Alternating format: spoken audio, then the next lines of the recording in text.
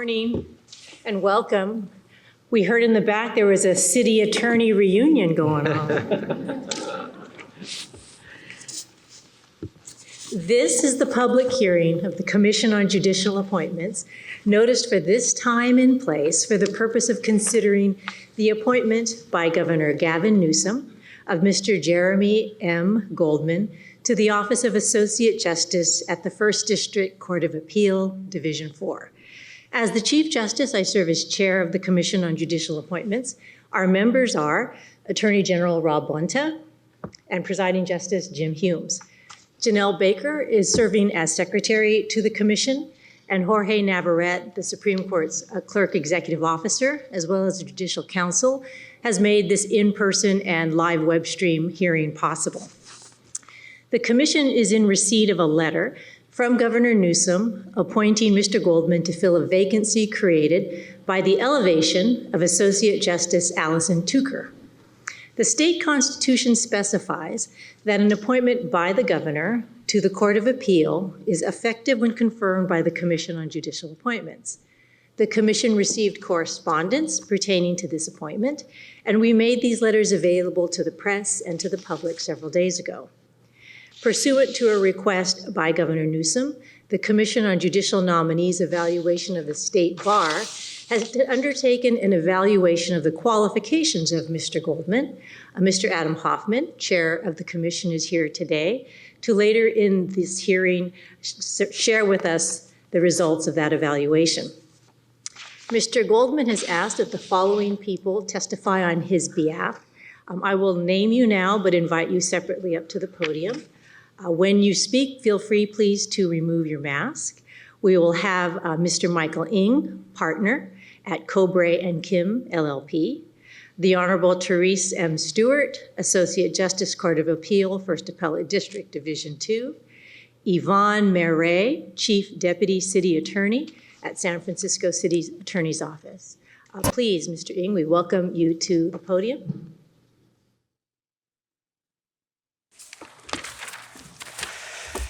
Thank you, Chief Justice Kentil Sakaue, Attorney General Bonta, Presiding Justice Humes. My name is Michael Ng, and I'm a partner at the law firm of Cobre & Kim. It is my great honor to speak here today on behalf of my former colleague and dear friend, Jeremy Goldman. Being invited to speak here has given me the opportunity to reach out to others who have been lucky enough to work with Jeremy over the years. What I have heard has confirmed what I have long known. Jeremy is universally admired. He is a devastatingly smart attorney. He has a deep commitment to public service. He is a tireless worker and a clear and effective communicator. He is a fair and supportive coworker, and he epitomizes what I would call intellectual integrity, a devotion to the truth, to getting it right, and to an analytical rigor that not just reaches the right result, but explains it, and in doing so, builds a path for others to follow suit. These are qualities that will serve him well as an appellate justice, and part of why I and so many others so eagerly commend him to this commission. But it is not, I suspect, the reason that this room is so crowded here today. That, I believe, is much more a reflection of who Jeremy is as a friend, as a parent, and as a human being, and the decency and honor with which he has led his life. The group here today includes many of his wonderful family members, including his parents, his sister, his sisters-in-law, and his brothers-in-law. Jeremy, as you may know, was born in the United States, but grew up in Canada. And as a third-generation native Californian, I feel confident enough even here to say that I'm Canada's #1 fan, and I don't quite understand why anybody would leave, but I thank you all for letting him do that. And of course, his wife, Eliza, their children, their bonus child, their bonus child's partner, and their godchildren. It includes coworkers and friends from the many facets of his life. This looks like a crowd, but at Jeremy and Eliza's house, this is what's called Thursday night. Their home is a gathering place for the community that is drawn to them. People who need a meal, career advice, a place to stay, a quick respite, or a long one. There are, of course, many lawyers as well here today. There are prosecutors and defense attorneys, government lawyers and private lawyers, in-house counsel and judges. It is rare in these times to find something that brings us all together. Jeremy is a reminder that sometimes it's a nice guy who does. I met Jeremy nearly 2 decades ago when I moved back to the Bay Area and applied for a job with Boies, Schiller, and Flexner. The firm's office here was relatively small at the time, and there were already 2 lawyers from our graduating year in the office. That setup can be a little competitive, and in this particular situation, it was daunting. One of those 2 lawyers soon became and has now been my wife for 16 years, but I can only play that card once. The other was Jeremy. He was, even in those days, a fully formed lawyer, possessed of a clarity of thinking beyond his years. We all worked around the clock, and somehow Jeremy worked even harder, and he was dogged. Small problems in reasoning or weakness in authorities that others might have let go bothered him. He was a strong enough writer that he could have used his rhetorical skills to gloss over those issues, but he obsessed over them. And I mean that in the very best way. He didn't take the easy way out. He thought deeply and critically until he could sort out the answer. And as a result, his work was exceptional. One of his former colleagues reminded me that after helping secure a victory in a rare trial of a national class action, Jeremy drafted the proposed order that the court adopted, I believe, almost wholesale, and which stood up on appeal through the California Supreme Court. Another reminded me of the somewhat unusual effect that Jeremy would sometimes have on opposing counsel, which led on at least one occasion to an adversary simply capitulating in open court, saying, "Mr. Goldman is obviously an incredible linear thinker, and if he's not already a member of Mensa, I'm sure they would offer him one on the spot right now." And then turning to himself, the lawyer said, "Maybe there are better arguments I could make, but I don't know what they are."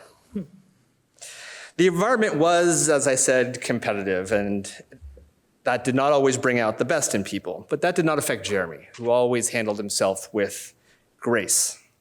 He treated everyone with dignity and respect, and never indulged in the casual sexism and classism that is sometimes found in the private practice of law. He was an ally and an advocate, not because it would bring him personal gain, but that's just because who he is. In the years that have followed, I've watched as Jeremy left the comfort of private practice and took on new personal and professional challenges. He has approached those challenges with an admirable empathy. And for Jeremy, empathy is not just a starting point. It's a goal, something that requires effort and pushing himself, a challenge to seek understanding of those who have led different lives from his own. And Jeremy has done that work with the communities he has championed in court, with the myriad friends who rely on him for wise counsel, and with the family he has made and the family he chose. My unequivocal recommendation of Jeremy here today is not just from my perspective as a lawyer, although I do earnestly endorse him in that capacity. It is as someone who has seen family members through the years struggle through involvement in the juvenile and adult criminal justice systems here in California. As someone who's held my breath and watched the jailhouse door to see if one of those family members would walk out instead of being taken to an ICE van for deportation. It is someone who has watched lawyers and judges struggle to make good decisions about families in crisis and seen the awful consequences of when they get it wrong. My own advocacy is shaped by the knowledge of what it is like to be powerless inside of these walls. And what I know from that is that we need people like Jeremy to be the system's guardians. His talents may be innate. His decency may be a gift from his parents, but his understanding and empathy have been earned. He will continue to work to get it right, to understand the impact of his decisions, and to improve the system we entrust with so much power. It is my privilege to lend my voice to the many and wholeheartedly recommend my friend as Justice of the Court of Appeal. Thank you very much, Mr. Ng. We invite to the podium the Honorable Therese M. Stewart. Thank you, Chief. Members of the commission, all friends. I first met Jeremy in 2009, about 4 or 5 months after Prop 8 passed and the voters of California decided, in essence, to overturn the California Supreme Court's decision that LGBT people were entitled to full marriage equality. We had, in the city attorney's office, had worked on that case that went to the California Supreme Court. We had not, as the advocates like to say, gone federal, out of a lot of reservations about that. But attorneys from the Boies Schiller Flexner firm and the Gibson Dunn firm filed a federal suit in the court across the street to challenge Prop 8 on federal constitutional grounds. And we intervened as plaintiffs on the side of the plaintiffs in the case. Jeremy was responsible for the Boies Schiller team, a man named Chris Dussault, who was a partner at Gibson Dunn. Jeremy was a partner at the firm. Chris Dussault was a partner at Gibson Dunn, and he was responsible for his team, and then I was responsible for the city's team. And so we worked very closely together, met weekly by conference call back in the days before Zoom. And really, it was an intensely difficult setting because, first of all, there was controversy about the case. A lot of the advocates thought it shouldn't have been brought, and they were skeptical of these two big fancy firms doing the case. And also, there was different styles of the three entities that were working together on this case. And and then to make matters even more complicated, the teams were a little bit different, or really the big lawyers, Ted and David, everybody had different views about how the case should progress. And some thought a trial was a good idea and some didn't. And we were left to deal with whatever happened, but Vaughn Walker, the judge from the Northern District of California, decided there would not only be a trial, but on a very short time fuse. So we had about 4 or 5 months between when he set the trial date and when the trial was going to happen to do all the depositions, to figure out what experts, and so forth. Notwithstanding all of those pressures and difficulties, Jeremy was the best thing that could have happened to that case. No one performs at their best or shows their best personality traits in that kind of a pressure cooker, very high profile situation. Jeremy didn't blink. And one of the things that I really noticed about him was, and perhaps it's because in part he had all those years of working like round the clock, but he listened a lot. He did a lot of deep listening. He never spoke first. He always sort of heard what other folks were saying, never reacted or, gave anybody a hard time. And then he would kind of cut through the noise to the heart of the issue. And he had incredibly insightful and really quite brilliant thoughts about how things should go. And I was so glad that we had him. I mean, David Boies is an incredible trial lawyer, but on the ground, Jeremy was managing what that trial would look like. And to have somebody who knows that area, knows how to practice that way, which I think the rest of us had less experience by some significant margin, was great. Jeremy has a number of traits that I saw in the context of that case that made him both a boon to us and to the citizens of the state and to the courts in the case. He is, as Mr. Ng said, a brilliant lawyer and strategist. He never leads with his ego. He's you wouldn't know he's the smartest person in the room until he speaks, and often that's towards the end of the conversation, and he never acts like he's the smartest person in the room, even though he is. He also is a really good collaborator. So we had these three teams who functioned in very different ways with very different hierarchies or non-hierarchies or what have you. And Jeremy kind of was the glue that held the three teams together in a lot of ways. He had a great sense of humor. He didn't seek the limelight. He wanted to achieve the goal, and he didn't care who got credit for it. His commitment to the greater good really showed in his work on that case. And after the team, all three won back marriage equality for our LGBT citizens, Jeremy joined the city attorney's office, which he had gotten to know in the course of that litigation. And I think I held back from encouraging Dennis to hire him because Dennis never listened to me when I encouraged him to hire someone. So, and I wanted it to happen. Sadly, Jeremy and our ships passed on that one, and I joined the court around the same time he joined the city attorney's office. But I want to tell you that of all the lawyers with whom I have worked, and there have been many over the years, Jeremy is one I admire among the most, in fact, perhaps the most, not only for his intelligence and his brilliance, although they are considerable, but for all the reasons that Mr. Ng said. He is somebody who collaborates, and we know how important that is in our judiciary, especially at the appellate levels where you're not the king of your courtroom or queen, as the case may be. So I commend you to him.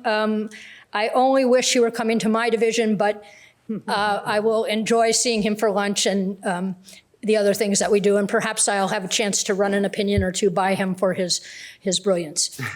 Thank you very much. Thank you very much, Justice Stewart. We now invite to the podium Ms. Yvonne Murray.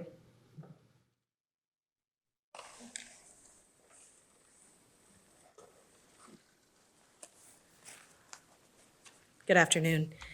Chief Justice Cantil Sakaue, Attorney General Bonta, Presiding Justice Humes. My name is Yvonne Mere, and I am the Chief Deputy City Attorney at the San Francisco City Attorney's Office.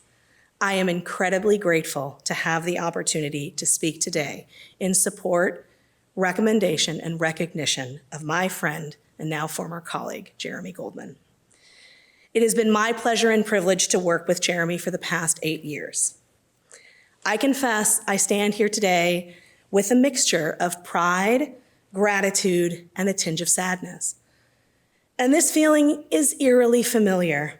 This is the second time in my tenure at the San Francisco City Attorney's Office that we are fortunate enough to see one of our colleagues appointed as a justice of the California Court of Appeal.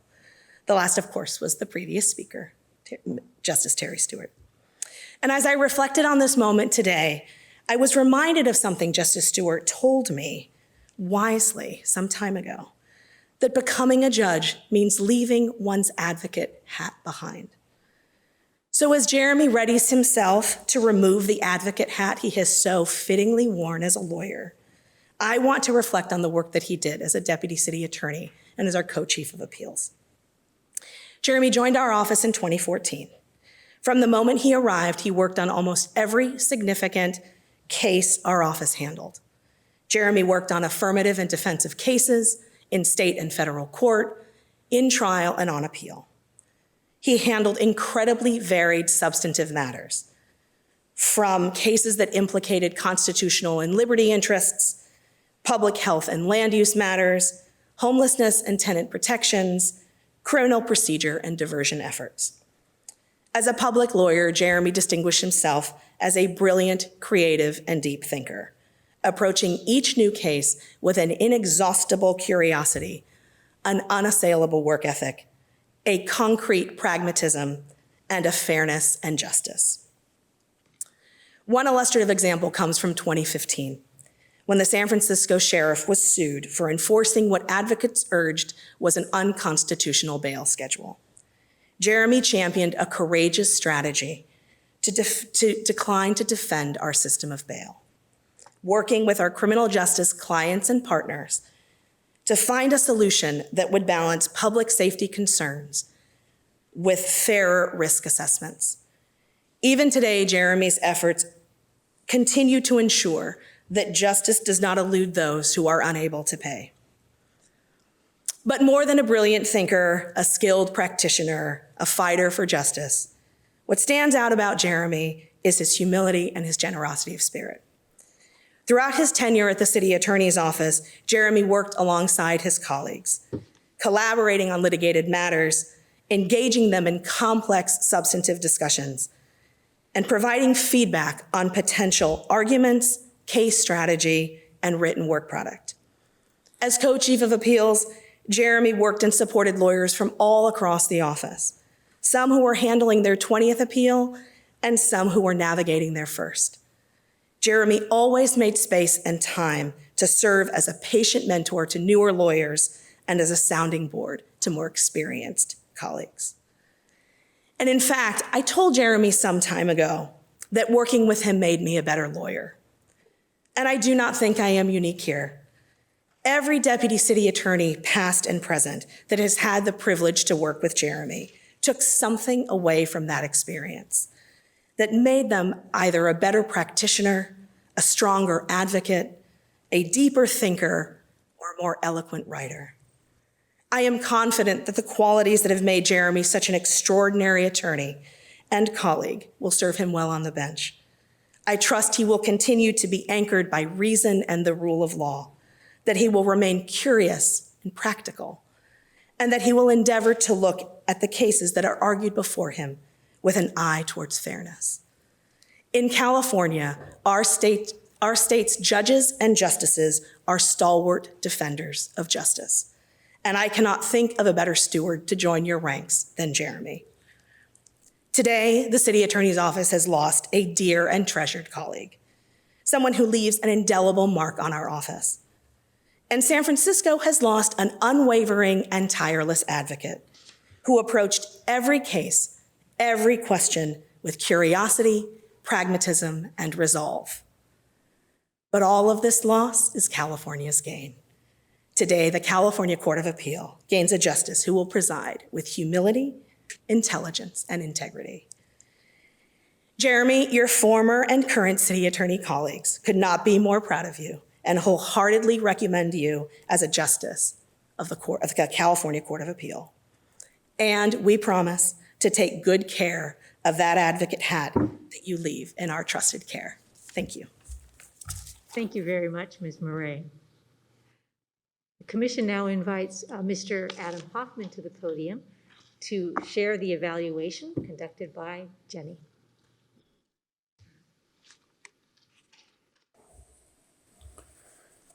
Thank you, and good afternoon, Chief Justice Kantil Sakaue, Attorney General Bonta, and Presiding Justice Humes.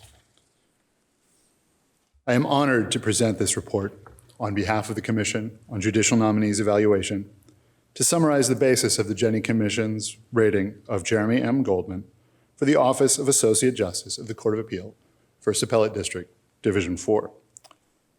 The Jenny Commission conducted its evaluation of Jeremy Goldman on February 19th, 2021, finding him to be well qualified for service on the First District Court of Appeal.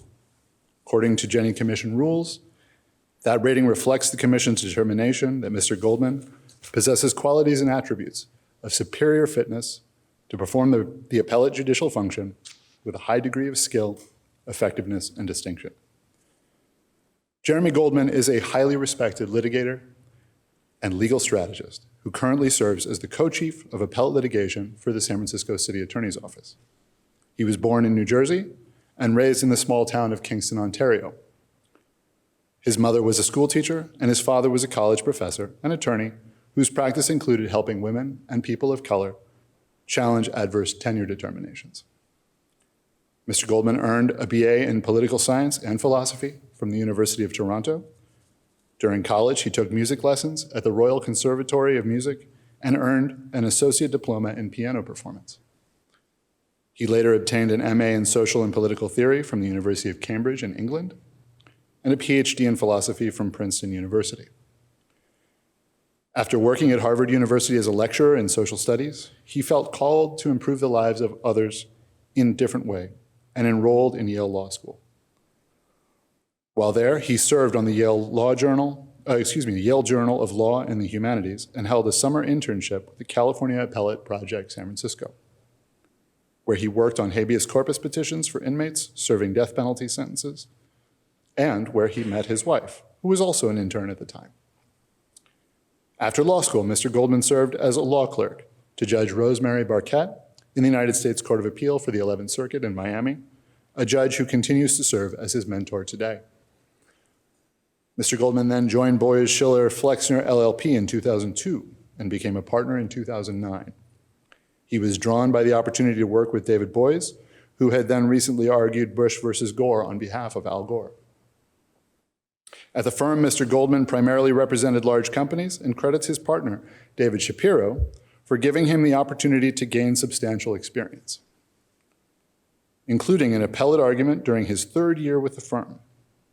He handled 3 bench trials, including a 4-month class action in the Alameda County Superior Court and a 1-month foreclosure trial in the San Francisco County Superior Court. Mr. Goldman's most significant trial was Perry versus Schwarzenegger, a constitutional challenge to Proposition 8, which bans same-sex marriage. He served as second chair to David Boies and played a central role in the case. Mr. Goldman was responsible for coordinating the trial teams and preparing the case for trial. He conducted numerous interviews and depositions and tirelessly worked to build consensus among the nonprofit organizations that had been working on the issue for decades. After the trial court judgment ruling that Proposition 8 was unconstitutional, Mr. Goldman continued to work on the case through its appeal to the United States Supreme Court. In 2014, Mr. Goldman left Boies Schiller to pursue a career in public service in the San Francisco City Attorney's Office. 5 years after joining the office, he was promoted to co-chief of appellate litigation. During that time, Mr. Goldman has also contributed substantial time and effort to the Yale Law School's partnership with the San Francisco City Attorney's Office, where he supervises a group of Yale law students in the conception, development, and litigation of public interest lawsuits. One of Mr. Goldman's proudest moments was obtaining an injunction against the Corrective Education Company, which offered a $500 education program to people detained by retailers on suspicion of shoplifting. The city believed this program amounted to extortion and false imprisonment.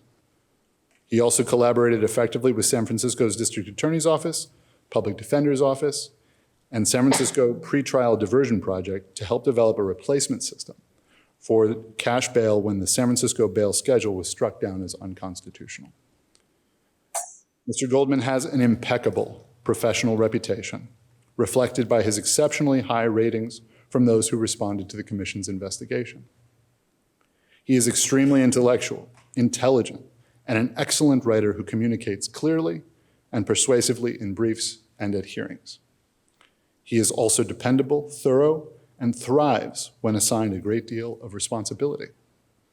Raters credit him with helping the plaintiffs develop an unassailable factual record in Perry versus Schwarzenegger, reflecting Mr. Goldman's diligence and meticulous work ethic. Mr. Goldman's tremendous record of success and extensive experience in civil litigation will serve him well as an associate justice. He has taken steps to prepare himself by speaking to appellate judge mentors and teaching other lawyers. His collegiality and humility also carry outside the law. For these reasons, the Jenney Commission found Mr. Goldman well qualified for appointment to the First District Court of Appeal. Thank you. Thank you so much, Mr. Hoffman.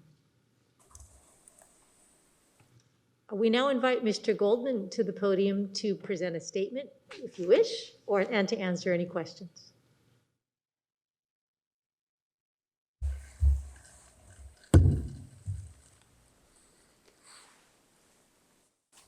Madam Chief Justice, Attorney General Bonta, Administrative Presiding Justice Humes, thank you for considering my nomination today. Any words that I might use to describe what it means for me to be here feel inadequate to the task. So I will just express how profoundly grateful I am to Governor Newsom for giving me this opportunity, and to my friends and mentors, Mike, Terry, and Yvonne, for agreeing to come and speak in support of my confirmation. This debt of gratitude is one that I can only repay through the hard work that the position of appellate justice demands. I pledge to you that if I'm confirmed, I will bring all of my energy to it and devote myself to serving the people of California to the best of my ability. With that, I'm happy to answer any questions the Commission has. Thank you, Mr. Goldman. Attorney General Bonta. Thank you, Chief Justice, and good morning, everyone. An honor to be here with all of you. Let me just first say what a distinguished group is present today. I'm seeing role models and mentors, colleagues, past and present, leaders of the bench and of the bar, a lot of friends, and for them all to be here in support of you, Mr. Goldman, I think speaks volumes about who you are, what you represent, the service you've already provided and the service that you will provide. And as a point of personal privilege, I want to recognize and acknowledge all of the great attorneys and people of the San Francisco City Attorney's Office. I actually see my favorite former city attorney and my favorite current city attorney are here sitting by each other in the back. And so it's wonderful to see all of you. I'm proud to be associated with you, honored to call so many of you friends, and thankful for your gift today of one of your own to continue service to our state on the bench. And Mr. Goldman, my question to you is, you as a top-notch appellate advocate, you've been in many courtrooms, you've seen judges perform, and you've seen many traits and characteristics. And I wonder what you believe are the best and most important traits to make a outstanding appellate justice. And perhaps without naming names, as a dangerous venture, maybe just talk about what those traits are that you would aspire to embody and what you've seen in some of the best judges that you've been before. Thank you for that question. I am fortunate to have appeared in front of wonderful judges and to have some of them as my friends who have served as models for me. There are any number of qualities that I think are incredibly important. You know, I think if I were to pick a word to summarize it, you want someone who is grounded. You want, I think, humility, understanding what your own limits are, understanding that you can be wrong, wanting to hear the viewpoints of others, recognizing that there is a value in hearing a diversity of viewpoints. Someone should act with integrity. Someone should have a calm and respectful demeanor, both in public-facing environments and in private-facing environments when working with other judges, or even in the privacy of your own office as you're reading briefs. You want to be level-headed to make sure that you can give full consideration to the arguments that everyone is making. And finally, I would have to mention impartiality. That's, I think, you can have great judges who might lack one or two of the other qualities, but if they don't have that one, pretty much I think they have to throw in the towel. So that one is incredibly important too. Thank you for your thoughtful and insightful response. Thank you. Presiding Justice Humes. Thank you, Chief. I have no questions for you. I think you have the whole package of being an excellent justice, and I look forward to being your colleague and to being able to work with you. The only thing I will say is I want to thank you and your family for the public service that you've already given and that you're going to continue to give. And it takes a special person to leave a lucrative job to go into public service. And you and your wife have done that, and I thank you both for it. And the government needs more special people like you, so thank you. Thank you so much, Justice Humes. Thank you.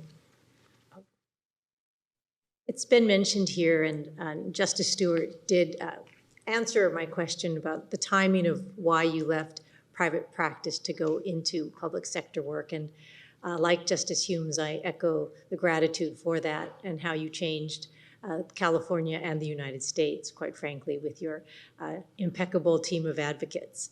But I also my interest was piqued by Ms. Murray, who talked about Justice Stewart's leaving the advocate hat at home. I've read your storied career. I've heard about it. You are an advocate. It seems in your blood. How will you miss that on the Court of Appeal, or will you find another channel or another way to use it, or maybe in service of the judiciary in some way?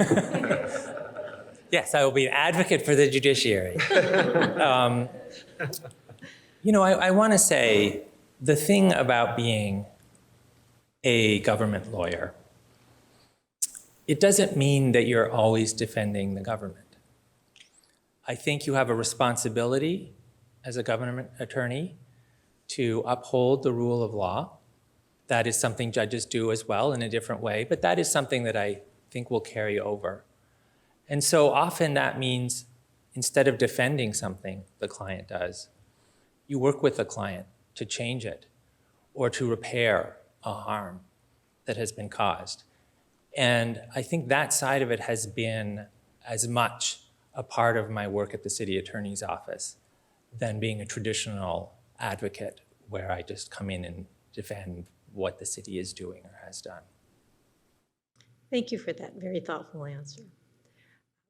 This does conclude the list of witnesses and the questioning. I ask the commission if you are ready to vote. Yes. All in favor of supporting and voting and approving Mr. Goldman for this position on the correspondence received, the evaluations, and the witnesses here today, please say aye. Aye. Aye. Now, of course, Justice Goldman, a round of applause.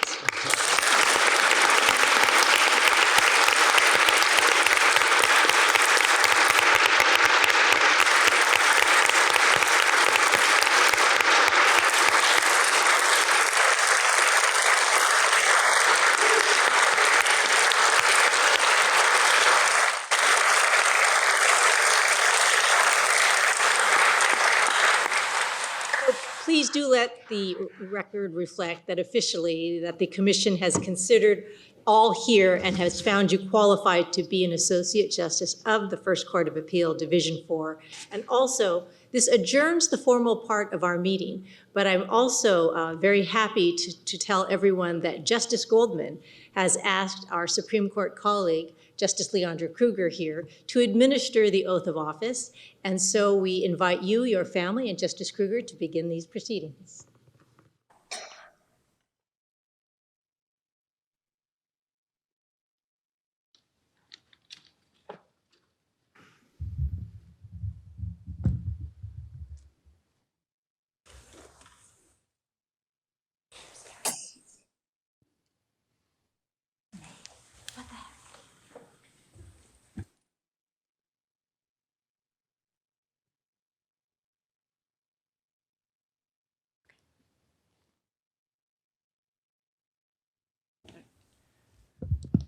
Well, hello.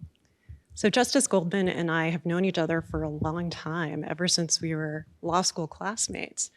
And judging from the things that we've heard about what Justice Goldman has done since law school, he has remained consistent in many, many ways over the decades. His deep commitment to thinking deeply about the law, his caring for all others around him, and his commitment to the pursuit of justice. And so it's a privilege for me today to administer the formal oath that will mark his entry on the next step of his public service and his entry into our common calling of ensuring equal justice under law for all the people we serve. Justice Goldman, I will ask you to raise your right hand and repeat after me. I, Jeremy M. Goldman, I, Jeremy M. Goldman, do solemnly swear do solemnly swear that I will support and defend that I will support and defend the Constitution of the United States the Constitution of the United States and the Constitution of the State of California and the Constitution of the State of California against all enemies, foreign and domestic, against all enemies, foreign and domestic, that I will bear true faith and allegiance that I will bear true faith and allegiance to the Constitution of the United States to the Constitution of the United States and the Constitution of the State of California, and the Constitution of the State of California, that I take this obligation freely, that I take this obligation freely, and that I will well and faithfully discharge and that I will well and faithfully the duties upon which I am about to enter. the duties upon which. Congratulations.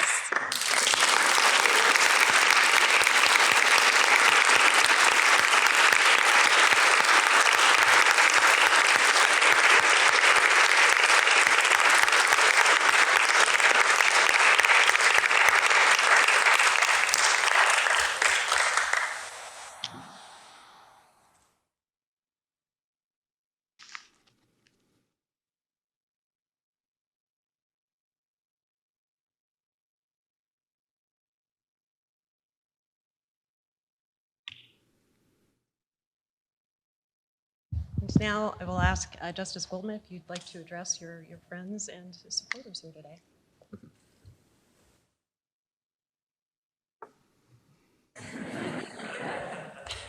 It's water.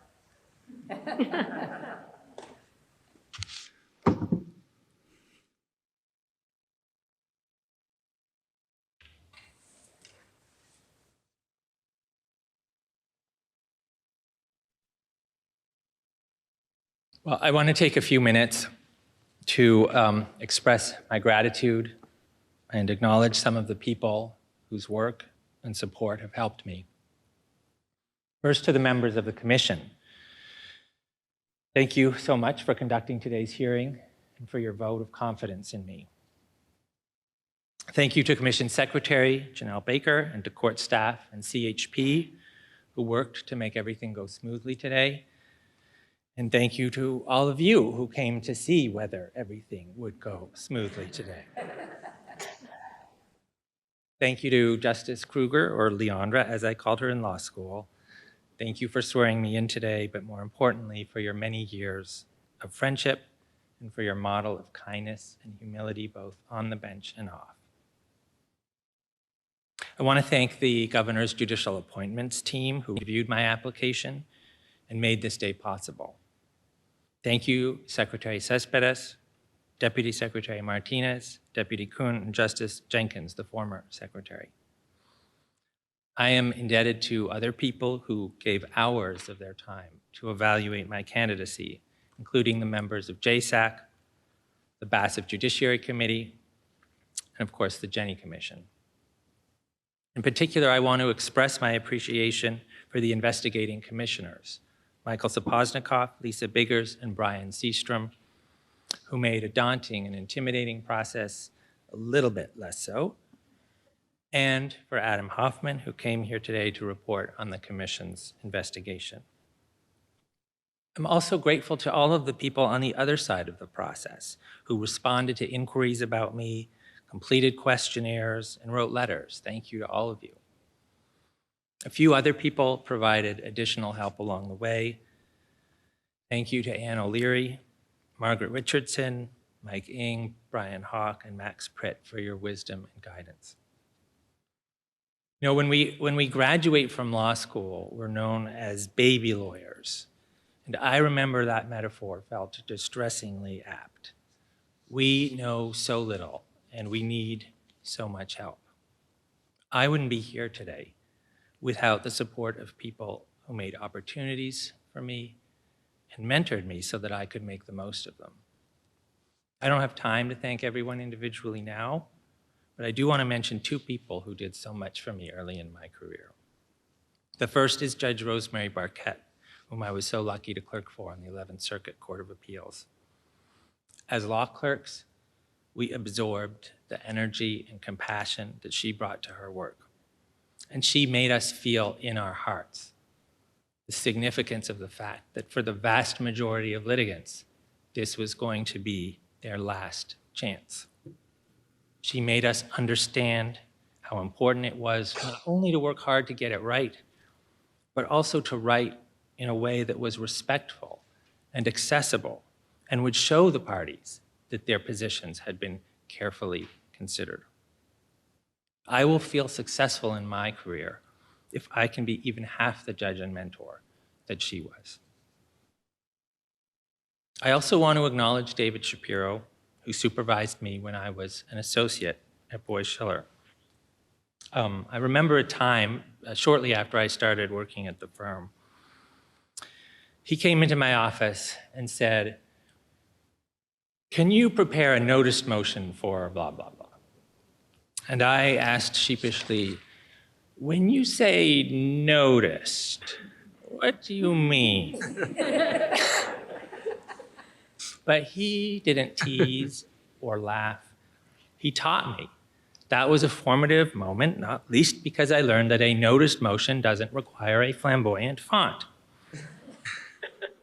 But mainly, I had found a mentor, and I learned the importance of being one.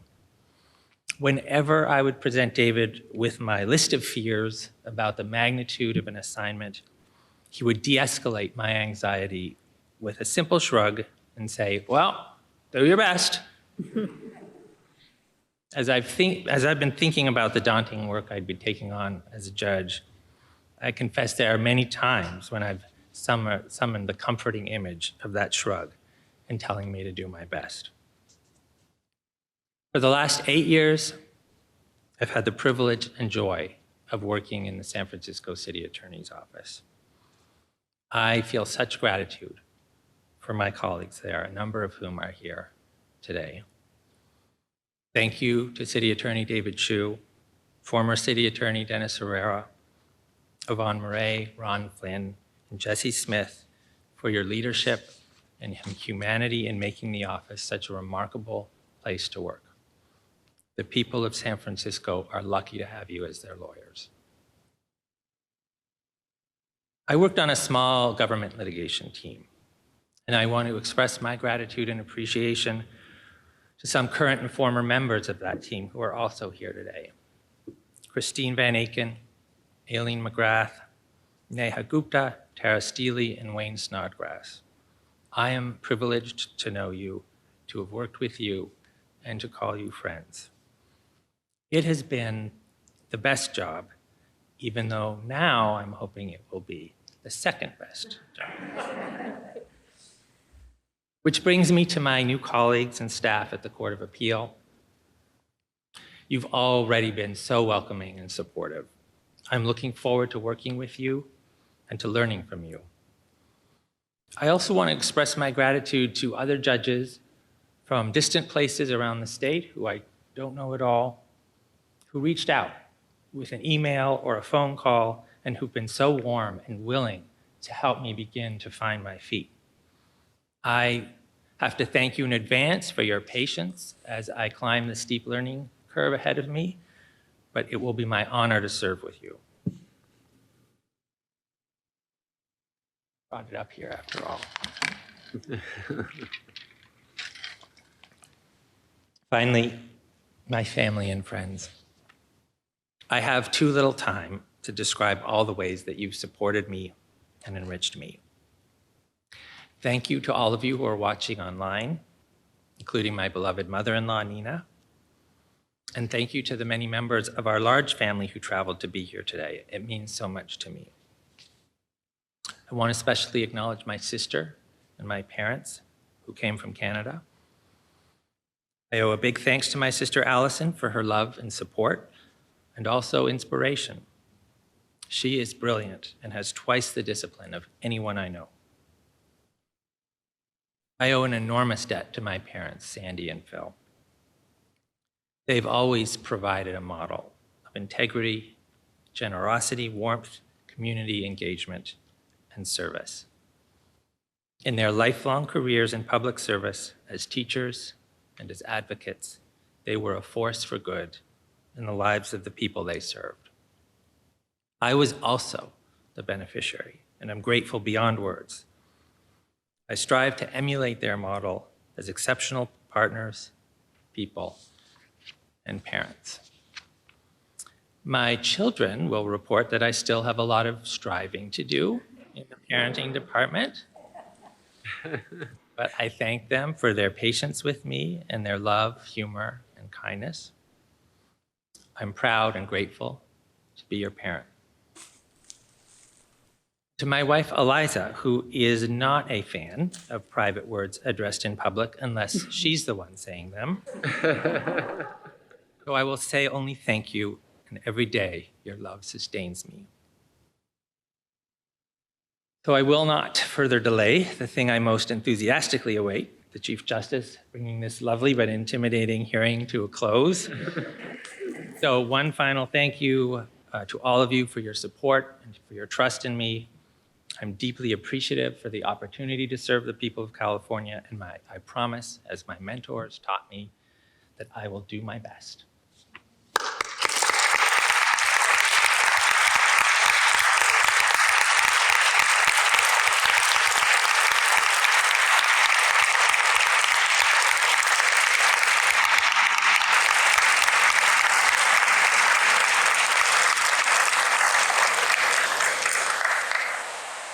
This commission hearing is adjourned. Thank you all.